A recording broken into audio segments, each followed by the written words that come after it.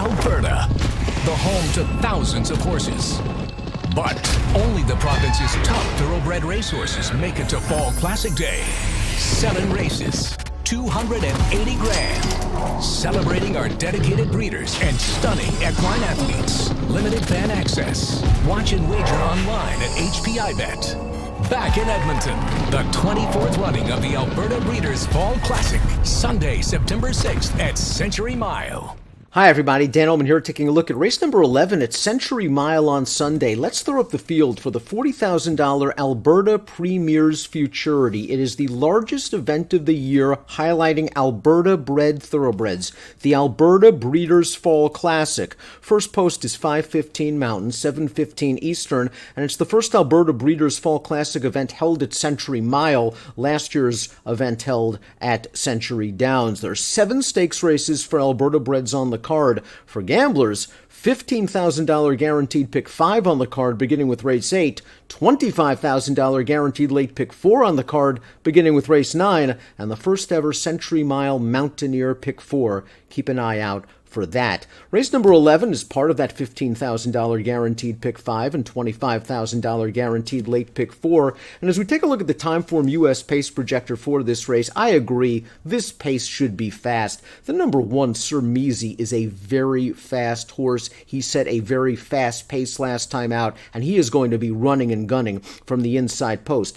The key to the race for me is whether the number 3, Wedge Pond, truly has enough speed to keep the 1, Sir Measy, busy, because if Wedge Pond does, it could set things up for the stalkers and closers. Sir Measy is bred to be a very fast horse. By Cape Canaveral, the dam a multiple stakes winner, and he set a very fast pace last time out at Century Mile. Got tired at the end of that race. If he could somehow get an easier pace situation from the rail, he has a chance at this 6-furlong distance. The number 2 is Bang On. He was the beaten favorite in the Canadian Juvenile last time out off of a good win in his career debut where he pressed the pace. Now, he fell further behind, he was wide, but considering the fast pace in that race, I expected a lot more from Bang On. Maybe he just had an off day and he can step forward in his 3rd lifetime start, but he's 5-2 on the morning line, and I would need a little bit more value before playing him to win.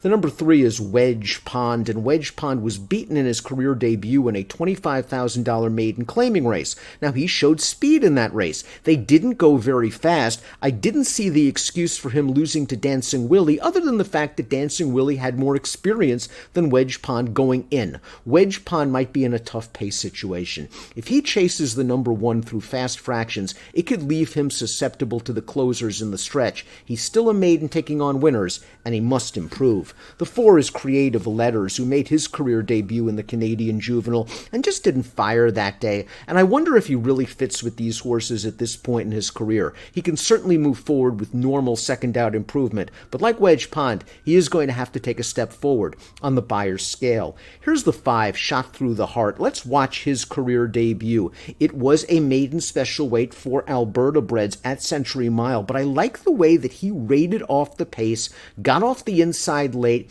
and he is able to really fire on home. His dam was multiple stakes placed, he has a very solid pedigree, and Shot Through the Heart is the kind of horse to me that might get the right race shape scenario in here. He can sit off a fast pace and fire on home, and again, he has that nice pedigree. I don't think stretching out to 6 furlongs will be a problem. Let's watch the Canadian Juvenile. I thought the 6, Common Knowledge, ran a fantastic race. He pushed Sir Measy through fast fractions. They turn into the lane. Common Knowledge on the outside has now taken the lead, and it looks like he's home free. But those enervating fractions took their toll, and we're going to see a big late-running closer just get up at the wire. Common Knowledge finished ahead of 3 of these common foes in this race. His dam was a multiple stakes winner. He himself is a half to a multiple stakes winning 2-year-old, so he has a nice pedigree, tactical speed, and while he did the dirty work chasing the pace setter last time out, maybe he'll allow Wedge Pond that dubious distinction in this race. Perhaps he will sit 3rd as Timeform US suggests, and if he sits 3rd off of a pace duel, he could be the one to directly benefit. In my opinion, he's the horse to beat.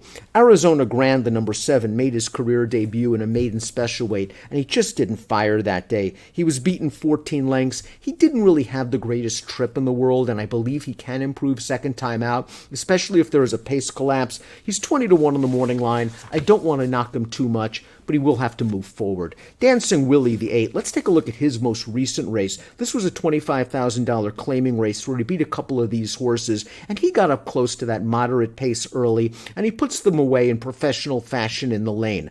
I think it is worth noting that Dancing Willie came into this race as the only runner with previous experience. Everyone else in this race was a first-time starter, and I think that gave Dancing Willie a huge advantage. This outside post position allows the jock to sit off of the pace. I don't think Dancing Willie has the speed to push these horses early. Maybe a mid-pack outside trip while clear of traffic can work to his advantage. He seems to be moving forward. Completing the field is the 9. Old Double Diamond. This horse is still a maiden. Last time out in a maiden special weight, however, a race we're going to look at right now, he finished a solid second to an even money winner, a horse that just laid over the field on paper. Old Double Diamond's career debut was a solid race as well, a 44 Beyer speed figure, but he's a maiden taking on better horses and a faster pace scenario, another big priced horse that will have to move forward. We take a look at my top selections for this race, and I thought Common Knowledge ran well last time out. He won the duel, he lost the war. This time out, he may not be involved in a pace duel. I think if he stalks third, he'll be very prominent when the real racing begins, when they swing into the stretch. Sermizi, if he's able to shake clear of Wedge Pond early, might be able to